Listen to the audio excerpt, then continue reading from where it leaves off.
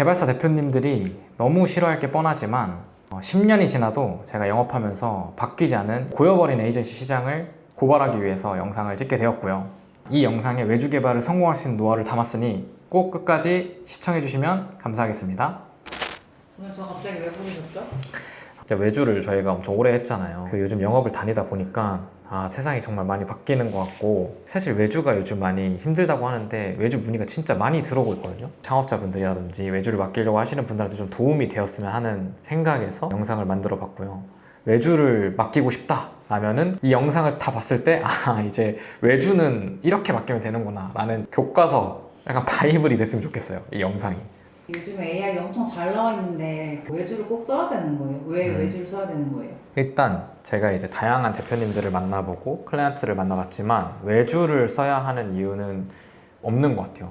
충분히 노력하면 혼자 다 만들 수 있는 세상이다. 근데 그럼에도 불구하고 아직도 꽤는 살아남아 있잖아요. 저희는 지금 그 전에 없던 호황을 맞이하고 있는데, 외주도 어떻게 보면 서비스 개발이 있고 웹사이트 외주가 있고 뭐 쇼핑몰 개발이 있고, 근데 저희가 AI 서비스를 만드는 쪽으로 좀 틀다 보니까 저희는 일이 좀 많은 것 같고, 그럼에도 저희도 아직까지 서비스 개발에 대한 외주가 많이 들어오는데, 사실 요즘에 클라이언트분들 대부분 다 목업을 만들어 오세요. 약간 껍데기를 만들어 오시는 거죠. 우리 이렇게 만들고 싶은데 데이터베이스나 이런 거 잘 못하니까 연동해 주세요 라고 하는 거죠. 근데 노력한다면 스스로 공부해서 할 수 있는 세상은 맞다. 근데 대부분 클라이언트 분들은 그것보다 더 집중해야 될 요소가 있기 때문에 외주를 맡기시는 것 같아요, 제가 봤을 때는. 과거에는 어쩔 수 없이 맡겨야 되는 상황이었어요.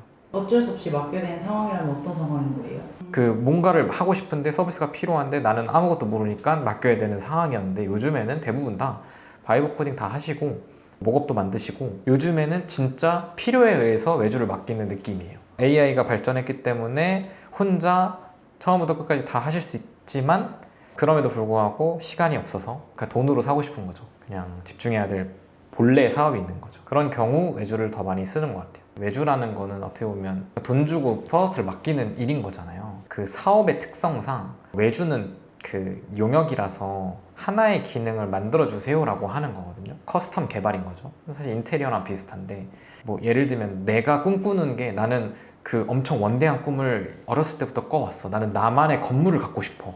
근데 그거를 외주로 맡기거나, 아니면 나는 나만의 공간에서 조금씩 수정하는 걸 경험해보고 싶어 하는데 갑자기 인테리어 업체한테 맡기면 안 되잖아요. 본인이 이제 공부해서 뚝딱뚝딱 해야 되잖아요. 그런 니즈를 갖고 있는, 또는 사업적으로 장기적인 관점에서 서비스를 계속 고도화하고 싶은 경우에 외주로 하기 좀 어려운 경우가 많아요. 5년 전에 저희가 뭘 했었냐면, 저희 팀원들을 구독해서 약간 인하우스 팀처럼 굴려보세요, 이런 사업을 하는 개발사도 있을 거예요, 지금도. 근데 저희는 실패했어요. 왜냐하면 이 외주라는 업에 실제로 오는 개발자들은 외주라는 거에 특화되어 있어요. 요구사항과 용역에 특화되어 있는 사람들인 거죠. 이제 대표님들은 대부분 내 것처럼 해주길 원하고, 이 비즈니스에 진심으로 공감해서 내가 새로운 아이디어도 제안했으면 좋겠고, 근데 저는 요즘에 이제 대표님들 만나면 그런 건 없다. 외주를 맡겼는데 거기서 아이디어를 내고 이 서비스가 더 성공하기를 비즈니스적으로 고민하고 이런 건 없다는 거죠. 그걸 바라면 안 된다, 애초에. 그 대신 외주의 강점이 있거든요. 똑개 팀원들도 같이 협업을 많이 해봤잖아요. 그래서 손발이 잘 맞아요. 여러 개 서비스를 제로 투 원으로 여러 번 해봤기 때문에 속도가 매우 빠르고, 예를 들면 제로 투 원을 해본 사람들이 많기 때문에 처음 이 사업을 궤도에 올리는 거에 익숙한 사람들인 거죠. 전략적으로 외주를 사용해야 되고, 그게 잘 되면은 성공하는 케이스도 많아지는 것 같고요.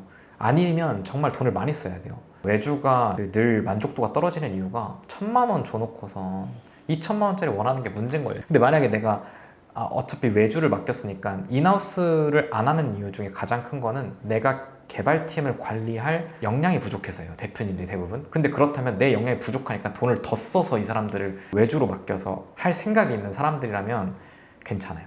뭐 한 10억 정도 쓸 건데 내가 한 8억 정도의 퍼포먼스 나오면 나는 그래도 다행인 거다 라는 마인드를 갖고 계시다면 괜찮은데, 대부분 그렇지 않거든요. 10억을 쓰면 100억의 베네핏을 얻고 싶어 하시는 게, 이거는 그냥 외주뿐만 아니라 모든 생태야 그렇잖아요. 비용에 대한. 근데 외주는 기본적으로 인력 사업이기 때문에 인테리어랑 똑같아요. 내가 예산이 2천만 원밖에 없는데 5천만 원짜리 수리를 할 수 없잖아요. 없는데 외주에서 있다. 네, 그게 문제라는 거죠. 그거는 사람이 일하기 때문이고 저희가 건물 지을 때는 안을 잘 못 보잖아요. 근데 웹사이트를 만드는 거는 마이크로하게 볼 수 있거든요. 물론 약간 그 공정도 다르고 투입되는 인원도 다르지만 결국에는 업의 형태는 비슷하다. 용역이라는 그거 자체는 비슷한데 뭔가 건물은 옮길 수 없는데 IT는 그런 것들이 좀 버튼 수정이나 이런 게 좀 자유롭다 보니까 계속해서 마이크로한 수정들이 계속 요청이 오면서 이게 원하는 것까지 만들어 가는데 시간이 좀 많이 걸리는 것 같고요. 그 제조업과 이런 IT 외주의 차이는 제조업은 한번 설계를 해놓으면 그게 그대로 뿅 하고 나오는데 뿅은 아니겠죠? 많은 절차를 통해서 뿅 하고 나오는데 IT는 요구사항 정의를 해도 그거대로 안 나와요. 그거대로 나와도 만족하지 않아요. 클라이언트 분들도 결국에는 클라이언트 분들의 고객이 있고 그래서 그 고객들이 만족하는 것까지 만들어내려면 CS도 해야 되고 VOC도 받아서 고객들의 니즈도 반영해야 되고 이러다 보니까 IT는 결과물이 나와도 계속 수정된다. 과거의 에이전시, 뭐 용역, 한국이 제조업이 많이 발달되다 보니까 과거의 그 방법을 계속 따라오다 보니까 IT도 그런 용역 사업이 되었고 그냥 예시로만 봐도 하자 보수 기간이 뭐 1년이다. 나라에서 지정한 그 용역계 그 법이 있거든요. 근데 1년이라고 있는데 이게 말이 안 되는 게 애초에 우리는 인건비 베이스 사업이에요. 3개월 동안 만들었어요. 3개월 동안 만들었는데 월급 500만 원짜리 분이 뭐 한 명이 들어가서 3개월 동안 만들었다면 1,500만 원이 원가가 든 거잖아요. 근데 저희가 여기다 마진을 뭐 한 200% 붙일 수 있냐. 기본적으로 500만 원짜리 급여면 뭐 4대 보험 이런 거 다 포함해서 하면은 실제 비용이 한 800 나갈 거예요. 그럼 거기다가 마진율 50% 붙이면 1,600이 되는 거죠. 맨먼스 1,600만 원짜리는 거의 특급 수준이라서 한 25년 차, 막 30년 차 이렇게 돼서 그 맨먼스 단가도 이미 나라에서 정한 게 있어요. 이게 지금 다 없어졌거든요.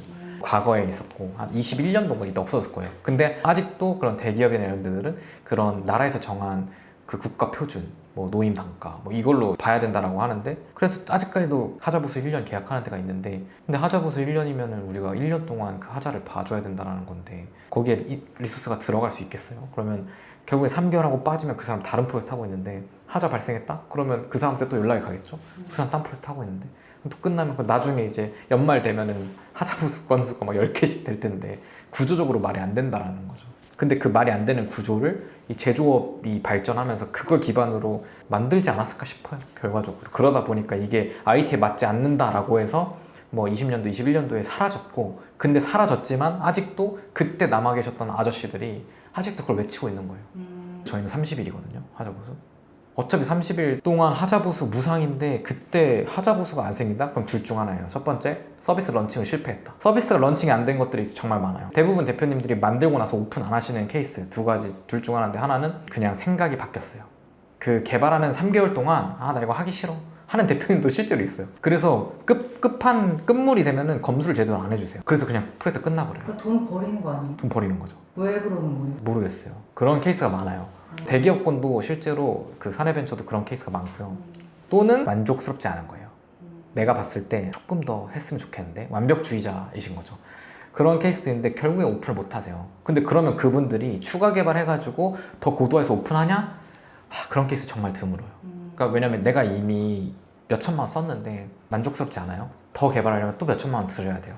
그러면 그걸 하기 위해서 무엇을 하시냐? 정부 지원 알아보시죠. 처음에 자기 자본으로 쓰셨다가 정부 지원 알아봐요. 근데 정부 지원이 안 되고 지연되고 하면서 힘이 빠지시는 거예요. 그렇게 또 1년이 지나고 하면은 세상이 바뀌어 있으면 내 아이템도 생각이 바뀌어요. 그러다 보니까 저는 무조건 빨리 런칭하셔라. 6개월 예산을 잡고 오셔도 3개월 만에 빨리 만들어서 런칭하는 게 더 중요하다. 어차피 생각 바뀐다. 무조건 IT 서비스는 빨리 런칭해야 된다. 그게 저는 IT의 강점이라고 생각하거든요. 제조업은 엄청 고민해서 만들어야 돼요. 연구개발해야 되고. 근데 IT는 그렇지 않거든요. 1,000만 원짜리 만들면 거기다가 2,000만 원 써서 더 덧붙이고 3,000만 원 써서 더 덧붙이면 되는데 왜 굳이 1억을 써서 이 6개월짜리 만들려고 하냐는 거죠. 제조업으로 접근하면 안 되고 IT로 접근해야 되는데 생각보다 제가 만나봤을 때 비즈니스에 대한 경험이 많은 분들이 생각보다 없어요. 하고 싶으신 분들 중에서 처음 하시는 분들이 더 많은 거죠. 그러다 보니까 외주는 이런 것들이 좀 생각을 좀 잘 해보셔야 된다. 그래도 장점이 있잖아요. 장점과 단점을 딱 한 줄씩 정리한다면? 장점. 외주는 생각보다 가성비가 좋아요. 자체 개발팀 채용보다 네, 자체 개발자 채용보다 가성비가 좋고요. 예를 들면 외주는 저희는 개발 조직이 30명 있잖아요. 한 명만 갖다 써도 돼요. 근데 한 명만 채용하시는 건 불가능할 거예요. 왜냐면 개발자라는 그 업무의 특성상 혼자 일하는 구조가 만들어지기 어려워요. 협업을 해야 되고 성장할 수 있는 환경을 만들어줘야 되는데 여기에 들어가는 복리후생 비용이라든지 예를 들면 회사를 선택할 때 연봉만 보고 선택하는 경우는 거의 없잖아요. 사람마다 니즈가 다른데 개발자분들의 대부분의 니즈는 성장 가능성이에요. 근데 내가 여기 갔는데 딱 봐도 나 혼자 일해야 되고 그러면 돈이라도 많이 받아야 된다는 거죠. 그러면 결국에는 그 외주 쓰는 거랑 비슷하게 돼버려요. 그래서 가성비가 좋다, 외주가 생각보다. 그리고 단점은 잘하는 외주 개발사 찾기 어렵다. 왜냐하면 그 이유는 대부분 외주를 쓰려고 하시는 분들이 IT 전문가가 아니기 때문에. 보는 눈이 없는 거네요. 네, 보는 눈이 없어요. 외주 개발을 이제 준비하시는 분들한테 이거는 꼭 해보셔라 라고 늘 말씀드리는 게 있어요. 첫 번째로는 실제 해당 업체에 방문하셔야 돼요. 당연히 뭐 이동하시는 게 불편해서 본인들 사무실로 부르시는 경우가 많거든요. 근데 그러면 제가 봤을 땐 좀 안 좋아요. 그 개발자가 실존하는지 봐야 돼요. 저희랑 같이 파트너로 일했던 곳 중에 개발자가 하나도 없는 업체들도 있었어요. 가면은 엄청 화려해요. 의리의리한데 대표이사실 있고 재무팀밖에 없어요. 개발자는 어디 있어요? 개발자는 일단 두 가지인데 파견업인 경우가 있어요. 그런 개발사 중에서 대부분 개발자들이 인하우스에 있는 게 아니라 다 파견업이고 그렇게 되면은 다 프리랜서예요. 인력사무소인 거예요. 인력사무소 형태의 에이전시가 있고요. 두 번째는 영업 조직만 있는 에이전시가 있어요. 그런 데들은 영업력이 뛰어나신 분들이 산업으로 따지면 부동산에도 부동산 건설 시공하는 데가 있고 분양하는 팀이 있는데 분리돼 있잖아요. 그런 구조로 뭔가 확장이 된 거죠. 근데 사실 IT는 어떻게 보면 그게 모여서 일할 수 있거든요. 예를 들면 영업자가 개발자 출신의 영업자가 더 이해를 잘 할 거잖아요. IT 비즈니스를 해본 사람이어야 되는데 그런 사람이 생각보다 많지 않다는 거죠. 저도 사실 개발사랑 협업 많이 하지만 저도 개발사 볼 때 실제 해당 개발사가 어디 있고 방문해서 실제로 개발을 하고 있는 실무자가 있는지 거기 대표님은 개발을 할 수 있는 대표님인지 근데 제가 만나본 대표님들 중에 개발을 안 하는 대표님들도 많아요. 못하는 건가요? 안 하는 건가요? 안 하는 것 같아요. 근데 안 하는 건데 안 한 지 너무 오래돼서 이제 못하게 된 거죠. 안 해버릇 하다 보니까 이런 신기술을 터득하고 하는 게 좀 느린 거죠. 시간이 없는 거죠, 대표님들은. 그게 시간이 오래되고 하다 보면은 이제 대화가 안 될 거다라는 거죠. 요즘에 AI 뭐 써가지고 많이들 바이브 코딩도 하시고 하는데 그런 거를 못하는 분들도 있을 수 있다. 근데 이제 최근에 만나시는 그 개발사를 찾는다라고 하시면 대부분 다 젊은 팀들일 거예요. 왜냐면 단가가 맞지 않아요. 요즘에 AI가 너무 빠르게 성장하다 보니까 실제로 뭐 공짜로 만들어 드립니다. 후불제도 생기고 있고 뭐 다양한 케이스가 생기다 보니까 클래식한 개발자분들은 이 구조에서 살아남기 어렵죠. 직접 개발하시는 경우 단가 싸움이 좀 안 될 거라서. 근데 어쨌든 첫 번째 실제로 방문해 봐야 된다. 두 번째로 제가 봤을 땐 가장 중요한 건 클라이언트 분들이 대면하는 저를 보실 거잖아요. 저는 실무자가 아니에요. 클라이언트가 저한테 마음에 들었어도 실제로 제가 작업자가 아니라는 거죠. 그러면 이 회사에 뭔가 그 일하는 방식이라든지 그리고 이 회사가 실제로 어떤 레퍼런스를 갖고 있는지 이런 게 매우 중요한데 여기서 말하는 레퍼런스는 전체 서비스라기보다 기능 단위로 보는 게 좋아요. 그래서 뭐 예를 들면은 구글 캘린더 연동이라고 봅시다. 구글 API 연동하는 방법들이 있는데 그게 실제로 SaaS 프로덕트 저희 플러그 서비스 만들었을 때 구글 캘린더랑 그리고 Gmail 연동하는 게 생각보다 난이도가 높았어요. 그 난이도가 높았다는 게 기술적 난이도가 아니라 행정 업무가 생각보다 빡셌거든요. 그거를 처리하는데 거의 한 2달 정도 걸린 것 같아요. 이걸 안 해보면 모를 거예요. 왜냐면 API를 실제로 발급받는 방법은 매우 쉽거든요. 근데 그게 내 거를 발급받는 게 아니라 다른 유저들 거를 쉽게 발급받을 수 있게끔 만드는 그 구조가 어려운 거거든요. 그 승인을 받는 게. 근데 그 경험이 없으면 모르겠죠. 어떤 프로젝트를 해봤냐 보다 원하는 기능이 10개가 있는데 이 10개의 기능을 만들어 본 경험이 있느냐 없느냐가 좀 더 중요한 것 같고요. 근데 그 회사가 그 경험이 있어도 결국에는 그걸 담당하는 개발자가 그 경험이 있어야 돼요. 그래서 그게 참 어려워요. 아마 거기까지 보시긴 어려울 거예요. 그렇죠. 만약에 거기까지 보실 거라면 직접 관리할 수 있는 내부의 IT 조직이 있어서 IT 팀원이 그 뭐 기술 팀장이 프리랜서를 고용해서 그 프리랜서 경험을 보고선 픽을 해야 되는데 그럴 거였으면 외주를 안 쓰셨겠죠. 그래서 외주를 쓰시는 분들은 대부분 적어도 이 정도까지는 체크하셔야 된다. 그 회사가 만든 기능이 내가 원하는 기능이 딱 핏하게 들어가 있는지. 차량 정보 조회하는 것도 차량 정보를 차량 번호로 조회하는 방법이 있고요. 차량 번호랑 그 차량 주인 이름까지 넣었을 때 조회하는 게 달라요. 근데 그것도 데이터도 다르고 오는 데이터도 다르고 가격도 달라요. 근데 이거에 대해서 경험이 있냐인 거죠. 물론 이거는 조금 공부하면 알 수 있는데 좀 딥하게 들어가다 보면은 나중에 이제 프로젝트 진행하다가 이거 확인해볼까 안 돼요. 만약에 그 경험이 없는 사람들은 만들 수는 있다가 되겠죠. 그래서 그게 비즈니스에 엄청 중대한 영향을 미칠 거거든요. 그 대부분 기술력을 보려고 하시거든요. 근데 어차피 못 보시잖아요. 기술에 대해서 깊이가 없으신 분들이신데 그래서 그것보다는 도메인 지식을 보는 게 좋은 것 같아요. 금융권 관련된 뭐 금융 앱을 만들고 싶다 했을 때 금융 관련 실제 레퍼런스가 있는지 그런 케이스가 있는지를 보는 게 중요하고 도메인 지식이 디테일하게 들어가면 기능 단위로 또 연결되는 것 같긴 해요. 그래서 도메인 지식이 훨씬 더 중요하다. 기술력뿐만 아니라. 마지막으로는 그 목업을 매우 조심해야 되는데 제가 요즘 미팅 다니면서 느낀 거는 그 대부분 클라이언트 분 중에 약간 그 솔직하신 분들은 다른 개발사와의 미팅 내용을 다 공유해 주세요. 뭐 저희랑 미팅한 것도 다 다른데 공유해 주셨겠죠. 근데 들어보면 대부분 다 이제 목업 사이트를 만들어 오신다 해서 그 목업 사이트를 보면은 이게 참 그런 거죠. 그지 같아요? 너무 퀄리티가 높아요. 너무 퀄리티가 높은데 이거 정말 다 할 수 있는 거 맞아? 인 거죠. 네. 이거에 대해서 진짜 구축 경험이 있는 건가 이 사람들이?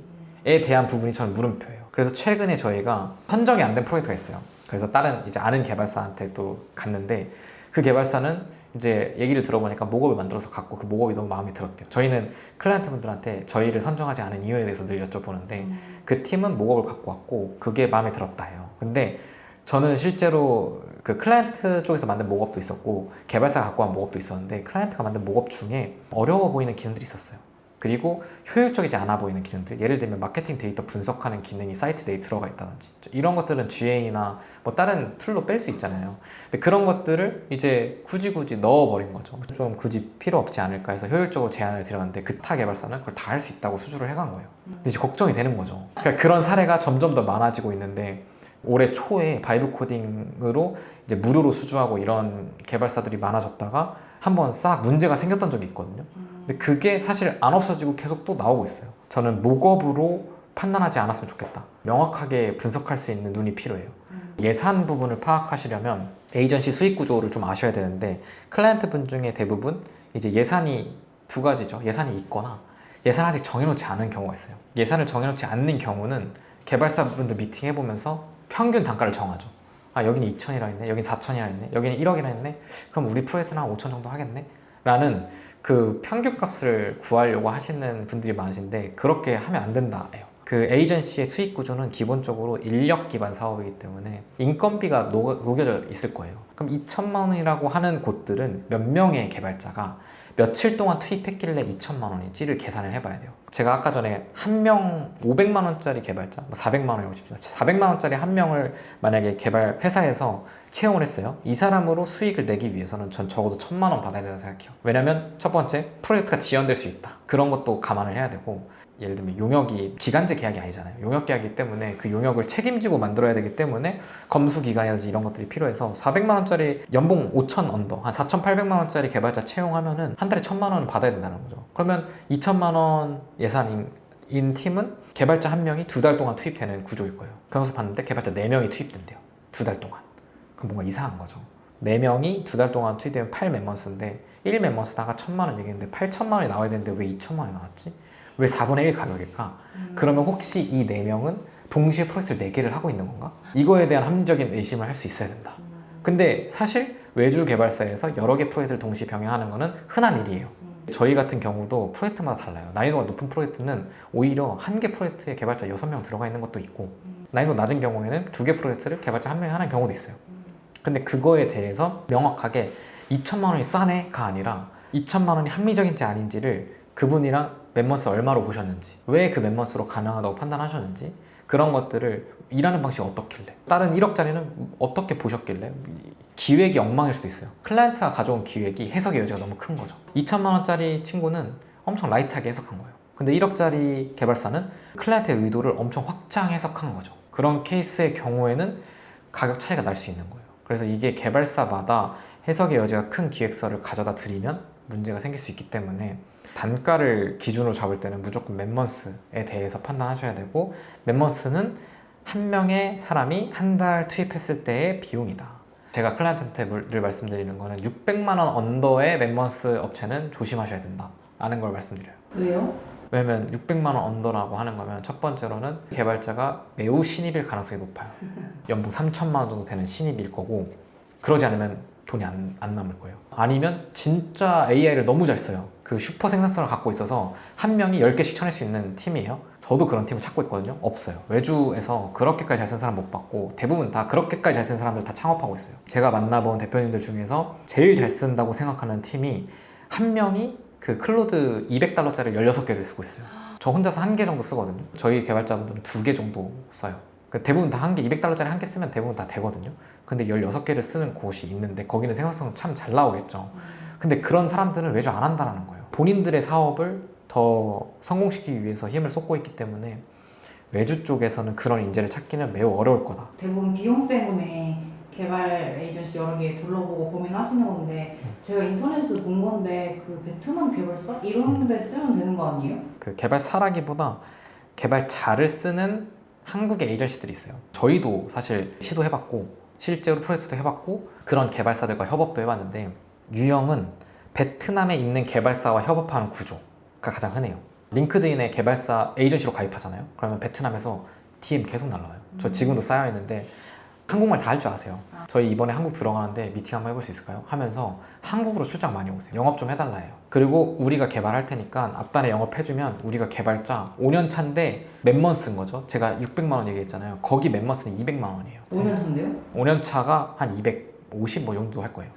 그러면 250만 원짜리 베트남을 사서 400만 원, 500만 원, 600만 원에 굴리고 있는 거죠. 고민이 되실 거잖아요. 베트남 개발사 싸다고 하던데 그러면 좀 저렴한 데를 쓰고 싶으셔서 베트남, 인도나 그 해외 개발팀을 운영하는 한국 에이전시랑 일하고 싶다고 한다면 그냥 차라리 베트남을 컨택하는 게 더 빠르다는 거죠. 왜냐면 베트남에 있는 개발사들 다 한국말 잘 하거든요.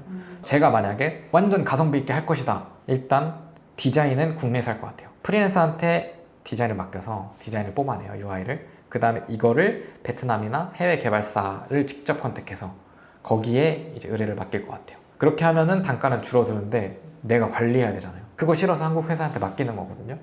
근데 결국에는 그렇게 맡겼을 때 200만 원짜리 불러와가지고 600만 원 내고 쓰고 있는 건데 그게 이제 수지타산이 안 맞는다는 거죠. 그리고 실제로 저희도 인도 개발자 분들이랑 협업을 해봤거든요. 베트남 개발자랑도 협업해봤고 일단 커뮤니케이션이 매우 힘들어요. 언어의 장벽보다는 그냥 문화적 차이가 좀 있는 것 같고 저희도 막 수십 개 프로젝트를 해본 거 아니고 한 2개 정도 해봤거든요. 근데 2번 다 경험이 좋진 않았어요. 그러다 보니까 저희는 안 하게 된 거고 저희도 당연히 비즈니스 쪽으로 고민하죠. 뭐 근데 저희는 시스템도 있고 프로덕트를 만드는 팀이 따로 있다 보니까 예를 들면 똑빌더를 누군가 만들어야 되고 똑빌더를 사용하는 개발자분들이 있는데 똑빌더 비용도 여기 녹여야 되다 보니까 그런 것 때문에 인당의 멤버스가 계속 올라갈 수밖에 없는 거죠. 기술료가 들어가니까. 그게 저희의 이제 운영 방식이라면 개발사마다 운영 방식이 다른 거죠. 거기에 따라서 인력 효율을 어디까지 시켰는지에 따라서 인건비가 떨어지는데 베트남 쪽은 그게 확실히 낮잖아요. 원가가 200만 원인데 그러다 보니까 5년차 개발자 200만 원을 쓴다? 근데 한국 1년차가 더 낫다. 이런 결론에 도달한 거죠. 잘하는 신입을 뽑는 게 베트남 개발자 5년차, 7년차보다 훨씬 낫더라가 저의 결론이라 누군가는 베트남 개발자 일해봤는데 너무 잘하더라. 그래서 그 사업을 하고 계신 걸 수도 있는 거죠. 사실 뭐 예를 들면 베트남 개발자를 쓰고 있는 회사랑 하실 거다라고 하면은 첫 번째 전제 조건 베트남 개발사가 아니어야 돼요. 제가 알기로 특정 기업은 어떤 그 인도 옛날이에요. 지금은 없을 거예요. 옛날에 그 인도 개발자를 직접 양성하는 업체가 있었어요. 그래서 그 회사는 실제로 법인이 인도에도 있어요. 그래서 인도에 R&D 팀이 있어서 거기에 이제 한국 사람이 출장을 가서 애들 교육부터 시작해서 개발자들 교육하고 그냥 거기서 쓰는 거예요. 그런 팀이라면 사실 믿을만 할 것 같기도 해요. 근데 그러면 단가가 이렇게 낮지 않을 거예요. 그렇겠네요. 네. 근데 어쨌든 똑같잖아요. 그러면 저는 만약에 나는 가격 때문에 해외 개발자를 쓰고 싶다라고 하면은 굳이 에이전시 통하지 말고 직접 베트남 개발사를 컨택하라는 거죠. 베트남 개발사도 한국 담당자가 있기 때문에 저도 미팅 해봤지만 한국말로 다 이해하시거든요. 중간에서 다 번역해주세요. 담당자들이 한 명씩 있어요. 그리고 베트남 개발사는 어떻게 관리하냐면 화면을 실시간 녹화를 떠버려요. 그래서 내가 관리자 페이지 들어가면은 그 개발자 일하는 걸 실시간으로 봐요. 그러다 보니까 그렇게 관리하시면 되잖아요. 근데 그거를 이제 대표님들께서 계속 이제 관리를 해야 된다는 거죠. 근데 그거에 이제 비용이 많이 들다 보니까 생각보다 쉽지 않다라는 거고 그래서 결국에는 저희 똑개도 계속 살아남는 이유는 수많은 이해관계 속에서 우리가 외주를 결정하게 된 거죠. 그리고 외주를 결정했는데 우리는 낮은 단가보다 조금 비싸더라도 높은 퀄리티에 그리고 경험 있는 회사랑 함께 하고 싶어 라는 이제 클라이언트 분들이 똑개를 찾아주시는 거죠. 외주는 비싼 돈을 들이는 거잖아요. 그 인테리어랑 똑같은 거죠. 내가 그 한 번 써서 오래 쓸 건데 이거를 더 저렴한 거를 생각하는 클라이언트분들은 별로 없어요. 싼 거를 찾는 클라이언트분들은 거의 없고 좀 비싸더라도 잘하는 곳을 찾고 싶어 하세요. 근데 이제 잘하는 곳을 어떻게 찾을 것이냐가 문제인데, 만약에 내가 만들고 싶은 게 있어요. 쿠팡을 만들고 싶어요. 쿠팡을 만든 개발자가 실제로 개발자들끼리 구성된 에이전시예요. 만약에 거기 무조건 맡겨야 된다는 거죠. 아무리 더 유명한 뭐 예를 들어 똑개가 있고 쿠팡으로 구성된 팀이 있어요. 그러면 똑개가 잘하는 것들은 있겠지만 똑개가 이 쿠팡 팀보다 쿠팡을 더 잘 만들진 않을 거다라는 거죠. 그렇죠. 그거를 보셔야 되는 것 같아요. 근데 이 레퍼런스도 요즘 제가 최근에 본 개발사 중에 레퍼런스 사기치는 분들이 계세요. 모급으로 다 만들어 버린 거예요. 그 실제 수행을 안 했는데요. 그러니까 외주를 한 게 아니죠. 그냥 포트폴리오를 모급으로 다 AI로 다 만들어 버린 거예요. 왜냐면 딸깍으로 다 만들 수 있잖아요. 저희 핀테크 관련된 만들고 싶어요 하면, 아 저희 핀테크 사업 1, 2, 3, 4, 5, 6, 7, 8 해봤어요 하는데 그 1, 2, 3, 4, 5, 6, 7, 8 들어갔는데 다 데모인 거예요. 다 모급이에요. 근데 클라이언트가 그걸 판별할 능력이 안 되는 거예요. 그렇죠. 늘 클라이언트분들한테 저희가 어필할 때 보여드리는 거는 실제 운영 중인 서비스들 보여드리죠. 프로젝트 정말 몇백 개 했지만 대부분 다 없어져서 이제 보여드릴 수 있는 사이트가 몇 개 없긴 한데, 그럼에도 그런 것들을 계속 만들어서 보여드리려고 하는 거고, 그래서 저희 서비스가 좀 의미가 있는 것 같기도 해요. 플러그를 보여드릴 수 있다 보니까. 그래서 오늘 좀 얘기를 좀 길게 했는데, 그 좋은 개발사를 어떻게 찾을까에 대한 체크리스트를 저희가 한번 그 유튜브 더보기란에 이제 링크를 걸어 놓을 테니까 그거를 한번 확인해 주시면 이해하실 수 있을 것 같고요. 결국에는 그런 거죠. 저는 뭐 예를 들면 사주 서비스 전 좋아하잖아요. 그런 서비스를 외주로 들어온다면 전 너무 신나거든요. 또 누군가는 아 나는 핀테크라는 도메인 너무 재밌을 것 같은데, 그 팀의 그 성향이 있을 거예요. 저희 팀원들도 약간 그 이벤트 사이트라든지 이런 것도 재밌어 하시거든요. 그 조직의 일하는 방식을 좀 이해하고 같이 협업하는 구조가 되면 좀 좋은 것 같아요. 엄청 레거시한 산업인데 좀 트렌드하게 바꾸고 싶은 영역이라든지 이런 것들 저희가 좀 많이 했었거든요. 그러다 보니까 저희의 과거 레퍼런스를 보면은 아 똑똑한 개발자는 이런 거 잘하겠구나라는 걸 보실 수 있으실 거예요. 그래서 그런 것들을 그 니즈를 갖고 있는 사람들이 그런 개발사를 찾아가면 조금 더 시너지가 날 것이다라는 거죠. 근데 결국에 그것도 이제 발품을 팔아야 되는 거기 때문에 꼭 그 좋은 개발팀 만나서 스트레스 받지 마시고 성공하는 비즈니스를 운영해 보시면 좋지 않을까 하는 생각으로 영상을 마치도록 하겠습니다. 감사합니다.